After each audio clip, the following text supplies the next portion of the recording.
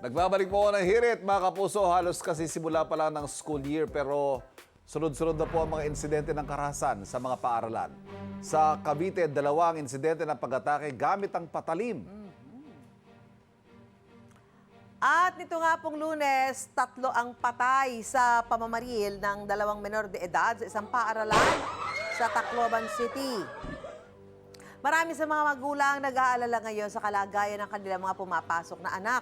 Ang tanong ng lahat, paano nga ba magiging ligtas kung maharap sa mga ganitong sitwasyon? Si Lynn po, nasa isang paaralan ngayon para alamin ang mga pwedeng gawin para maging ligtas kasama isang eksperto. Lynn. Good morning, Ivan. Good morning, Atsu. Tama kayo. Talaga naman nakakabahala yung mga nangyayari lately. Kaya andito tayo ngayon sa St. Therese Learning Center sa Quezon City para talakayin kung ano ba ang maaari natin gawin para masigurong ligtas ang ating mga anak just in case o anong pwede nilang gawin para masigurong ligtas sila kung sakasakali silang maharap sa ganitong klase ng karahasan sa kanilang mga paaralan. Kung kaya kasama natin ngayong umaga si Martin Aguda, Junior Certified Emergency Manager. Good morning, Martin. Good morning. Okay, with everything that's happening now in schools, no, ano nga ba ang dapat gawin? Let's do it by scenario. For example, nasa hallway, nakita mo ang isang shooter. Ano ang dapat mong gawin? Simulan muna natin dun sa common na protective action na sinasabi, yung run, hide, and fight. Okay. Yung run, hide, fight, hindi siya procedure na parang duck, cover, and hold. Oo. It's a decision-making framework Okay. na kung anong sitwasyon. Kung malayo pa ang assailant, ang attacker, tumakbo ka, tumakas ka. Okay, takbo. Evacuate. Okay. Kung hindi man, magtago ka, yun yung tinatawag na lockdown. At yung huli, yun yung fighting. If this is the last option na para mabuhay tayo. It's better said than done. Saka medyo ang challenge dito, yung putok ng barel. Yun nga, sabi mo, it's easier said than done because some people, they freeze, ha? Yes. In emergency cases, they freeze. Ano mangyayari pag ganun? Kaya napaka-importante dito yung leadership eh. Oo. Yung trabaho ng mga teachers na magli-lead sa ganung pagkakataon. Kaya hindi naman sanay ang mga tao na makarinig ng putok ng baril. Oo naman. Lalong-lalo na ang mga kabataan. So, ang first reaction is freezing and panic. Yes, Okay, yes. so hindi maiiwasan yan. Pero dapat pag ginagawa natin tong run and hide and fight drills na to, mababawasan, na-expose natin sila dun sa scenario. Okay, Nababawasan yung that's very pagpapanik. good. At least we'll be more aware. Okay, let's go with the hallway. For Yeah. example, may nangyari sa hallway, nagbarilan. Okay, meron ba tayong mag-demo rito? Alright, so, okay, sa loob na tayo ng classroom, no? Actually, yung nangyari kasi, di ba, yung sa recent incident, it was in a classroom. Yes. Okay, so what do you do pag sa loob naman sa classroom nangyari pagbabaril? Okay. The second option, kung talagang nasa hallway na Okay. yung Shooter. attacker Oo. at yung shooter, hindi mo na kayang mag-evacuate, Yes. which is the first priority sana. Okay. Then you have to do your hide. Yun din yung lockdown procedure Okay. na tinatawag natin. Okay. So may tamang procedure yan. Unang-una, kailangan isara ang pinto. Okay. Ilock yung pinto. At ito yung tinatawag natin, binabarricade natin. Okay. No? Dahil gusto nating hindi makapasok yung attacker. Oo. Okay, ano ang rational dito? Ang attacker kasi hindi naman yan wala naman siyang tina-target na Oo, na isang wala tao eh. eh. Parang Di ba? kalat-kalat lang yung pagbabaril nila Yes, eh. so kung sarado ang classroom, hindi na mag-e-effort yan na mag-isa-isa ng classroom. Okay. Dahil nag-aano rin yan ng kanyang oras, yung mabilis na magawa niya yung kanyang plano. Eh. So, because what they want is to kill as many as possible, Yes. di ba? Okay. So by barricading, dinidelay natin Okay. yung pagpasok. No? Yun. So barricading is one technique. Pangalawa, pwede nating lahat ng mga na pwedeng may access siya. Kunwari yung Oo. window, makita Bintana, tayo, oo. bintana, at patayin ng ilaw. Okay. Ah. Kasi ang dating nga na parang walang tao dun sa classroom na yun. Okay, no? okay. So, habang patay ang ilaw, dito na natin tinuturo saan ba magtatago. Okay. Saan nga ba dapat magtago? May dalawang principles po yan, yung cover and concealment. Pag sinabing concealment, nakatago ka lang pero hindi ka protektado sa bala. Okay. Pag sinabing cover, yan ay pinagtataguan mo na hindi tatagos ang bala. Gaya nung nangyari dun sa Tacloban nga, Oo. nasa pinto siya. Nasa pinto eh, Which is oo. kung wood yung pinto, It through and goes through ang through. bala. Oo, yung Yes. bullet, oo. So dapat turuan din, kung magtatago, dapat nasa cover siya, which is a concrete sa wall. wall, So okay. dapat against a wall nakatago. Oo. Huwag din malapit sa window. Oo. So para safe siya habang naka-lockdown tayo sa loob ng class. At dapat importante yung tahimik. So wala dapat sumisigaw. Oo. Yan. Because otherwise, the shooter would know na may tao sa loob, tapos mag-ano siya ulit. Importante yung Pipilitin tahimik, niya. tapos at the same time, baka pa pwedeng tumawag ng tulong. Oo. Mag-dial ng 911 Oo. habang naka-lockdown procedure kayo. Oo, talagang dapat you're very aware of what's happening around you, no? Okay, how about yung sinasabi nila, oy, pag nangyari yan, magpa-play dead na lang ako. Paano yun? Okay. So ang hindi siya talaga recommended procedure.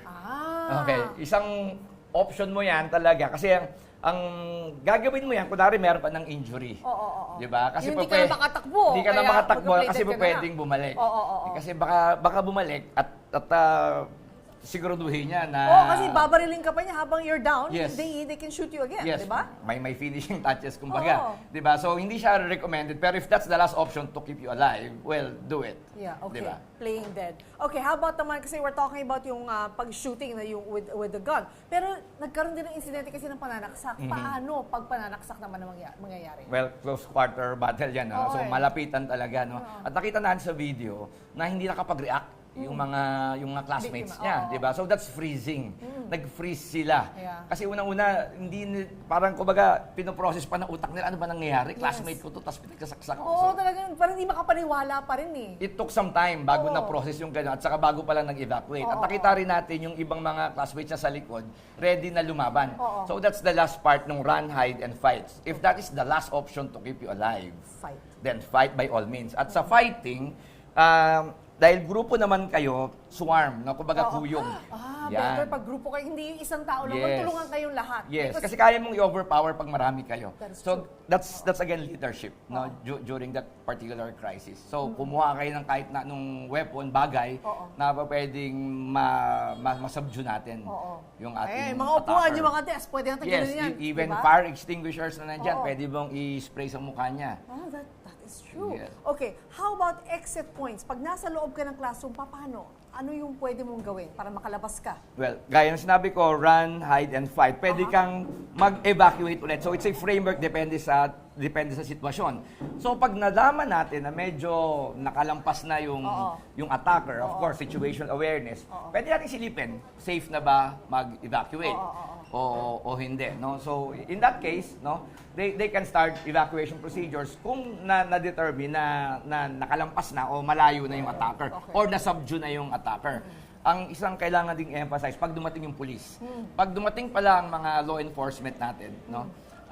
Pag sinabi nilang taas ang kamay, we have to follow the instructions. Bakit? Dahil yung attacker pwedeng humalo doon sa mag-evacuate okay. So ang mga law enforcement natin hindi nila alam Kung sino ang shooter at sino, kasi pwede naman yung dispatchahin lang yung baril eh. Exactly. Oo. Hahalo sila doon sa mga nag-evacuate. Oo. So, ang mga pulis, hindi magdi-discern yan kung ikaw ay attacker o kasama doon sa nag-evacuate. So, pag sinabi ng mga law enforcement na taas ang kamay, nag-evacuate ka, taas ang kamay. Taas kamay. And, Okay. and you will be considered as suspects no, until such time na ma-rule out nila kung nasaan yung attacker. Yung totoong attacker, okay, as it should be, of course. But then again, you mentioned, of course, kanina yung leader, no? You mentioned teacher. Ano nga ba ang dapat gawin ng mga guro natin pag nangyari ito? Well, etong sinabi kong procedure na run, hide, fight, di ba?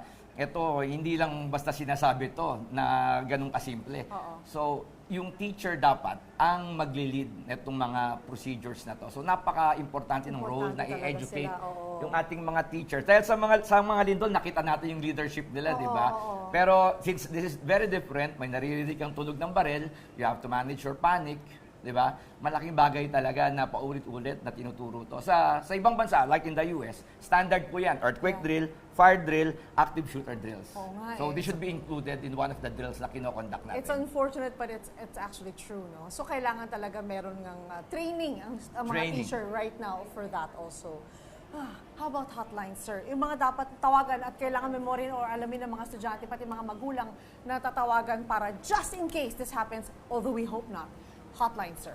Okay, yung National 911 natin, maaring tawagan. Kasi habang nangyayari ito, wala pong darating pag walang tatawag. Of no? course, So napaka-importante, of tawagan ng law enforcement, Yes. tawagan ng rescue, National 911, at yung mga local numbers. Of course, we need to call yung mga EMS responders natin because we're expecting mass casualties sa mga ganitong scenarios. So dapat talaga sa mga paaralan meron na siguro kada classroom nakapaskil yung mga numbers just in case Hopefully it doesn't happen, but just in case it happens, at least alam nila. Kasi when you're on your phone, talagang dadial ka na lang agad-agad dapat eh. Huwag tayong umasa sa na isang taong tatawag nun. Oo, If we can do it na tayo na mismong nandun sa sitwasyon na yun, let's dial the emergency number. Yes. Thank you very much, Sir Martin Acuda Jr. Thank you for your time. And of course, the StoutCon Emergency Medical Service, maraming salamat din. Sila yung nag-act sa ating mga scenarios, possible scenarios sa ganito. Maraming salamat, Martin. Thank you. Okay, back to studio tayo. Ikaw, hindi ka pa nakasubscribe sa GMA Public Affairs YouTube channel? Bakit? Mag-subscribe ka na, dali na, para laging una ka sa mga latest kwento at balita. I-follow mo na rin ang official social media pages ng Unang Hirit. Salamat, Kapuso.